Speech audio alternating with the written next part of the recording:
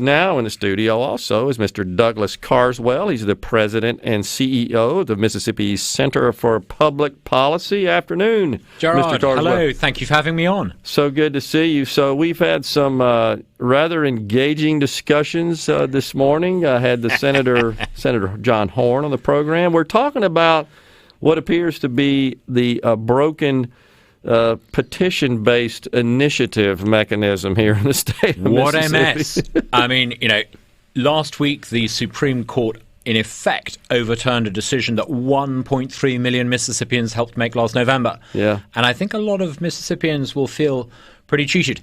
Even if you didn't vote in favor of medical marijuana, even if you didn't support Initiative 65, I think we can all agree that if 70% of Mississippians vote for a change, you ought to have that change. So something's gone seriously wrong, and I think we need to fix it. Well, do you agree with the present mechanism, notwithstanding the math problem with the number of congressional districts? Do you agree with that approach, that the citizens should have the ability to go to the ballot box and amend their constitution? Absolutely. Look, I'm a Brit who co-founded the Brexit campaign, and the Brexit campaign was, I think, the single biggest example around the world of an initiative process forcing politicians to change public policy. It allowed us to use direct democracy in Britain to leave the EU. Direct democracy is really important, and I think Mississippi needs a system of direct democracy. I think it's easy to talk about fixing the trigger mechanism. You just change the law so that you have 4 congressional districts rather than the 5.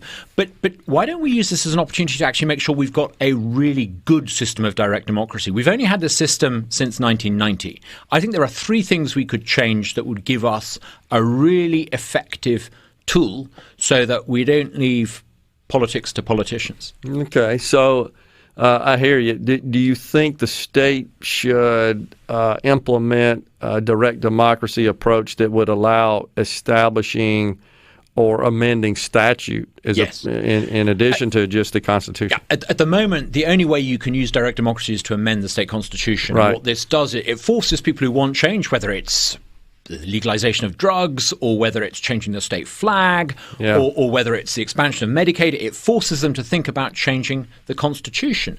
But that isn't right. It means we're going to end up with a Constitution that's a hodgepodge of irreconcilable tensions, and you're going to paradoxically end up with judges having to decide on which take precedent. What we need is a system of initiative that changes the statutes of the state, not the Constitution, but the everyday laws. Why? If you make something a constitutional amendment, it's like engraving it in tablets of stone. It puts it beyond democratic control.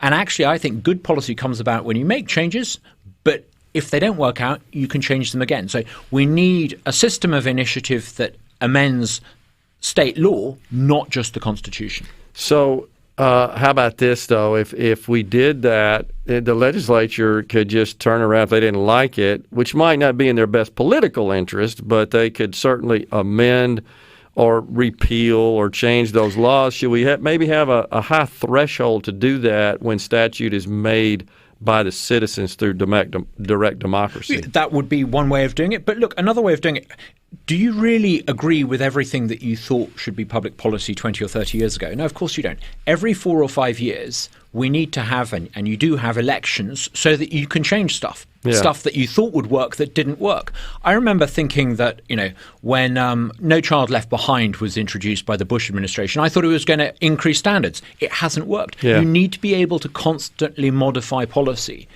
Elevating something to the status of a constitutional amendment makes it impossible to refine and improve. Yeah, unless you go back to the ballot box and let the citizens vote on it. That's the only mechanism we have in Mississippi to do so.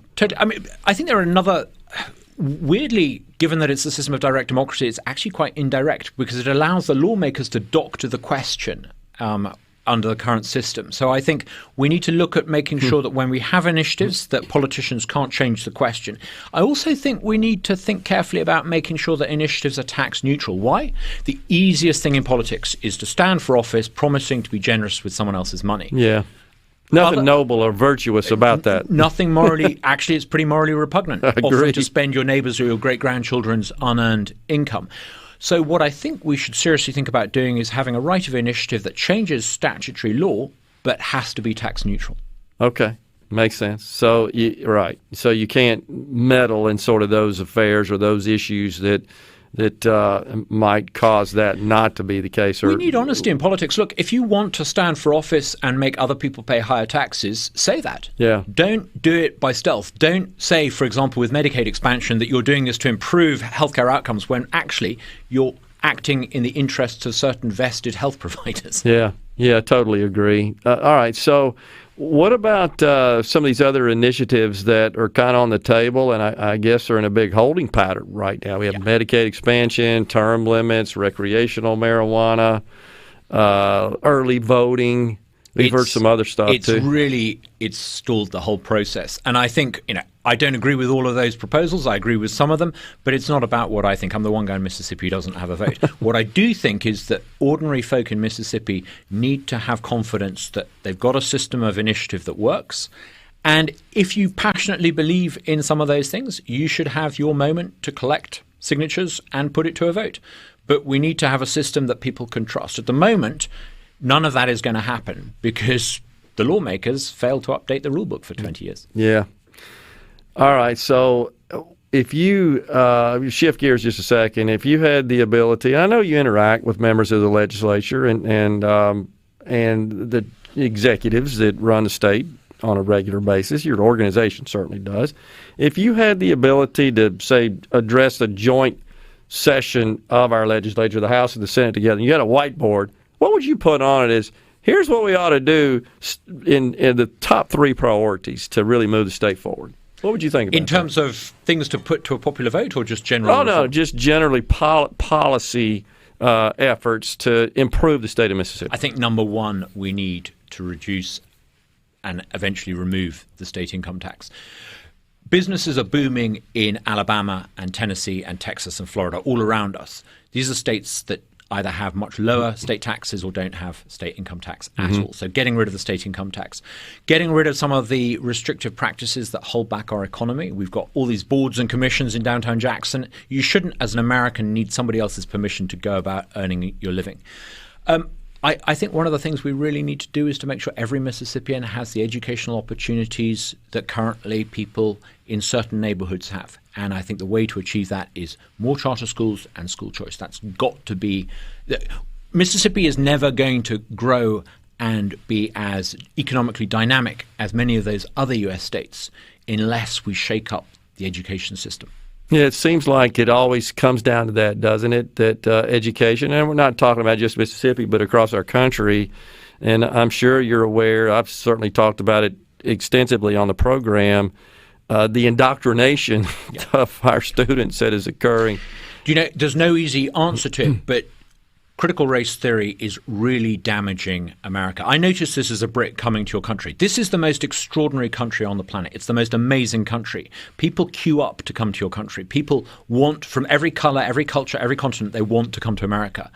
And yet when you come to America, there are some Americans who teach fellow Americans that instead of being citizens with inalienable rights, as the founder said, they're defined by immutable characteristics. This is dividing the United States, and I think we need to be really firm on this. You should not ever be allowed to use public money to indoctrinate Americans to turn against fellow Americans. Yeah, and it's happening at a rapid rate, and it's wildfire spreading across this country, and it's deeply disturbing to me. I got to tell you, every day I come across a new report, a new article, some new discovery where this stuff's happening. It's fundamentally dishonest about America because America is an achievement that people should be. America is not just a material achievement. America is a moral achievement that people in America should be proud about. It's not just dishonest. It's also very, very short-sighted because do we really want to live in a society where people feel re-racialized? Surely the whole promise of what Martin Luther King was talking about was an America where people could actually get on with their lives as individuals rather than being defined by immutable characteristics. Totally agree. And so we've got to keep exposing the truth about that, I think, and just working against it. Everyone who feels the way you and I do, Jared, about this, and all of our listeners who feel the way that they feel about this, if they're prepared to speak up and say no to this nonsense. That is the only way to defeat it. I agree. The federal government's not going to fix it. It's just you and me and our listeners. I agree, and we're out of time, but it's got to happen at the local level. That's the key. And it will. That's America's great strength, the totally states agree. and local power. Douglas Carswell, President CEO of Mississippi Center for Public Policy, has been our guest today. Always appreciate you coming on, Douglas, and we'll talk to you soon. It is an honor. Thank you. Thank you. We'll be right back here on the J.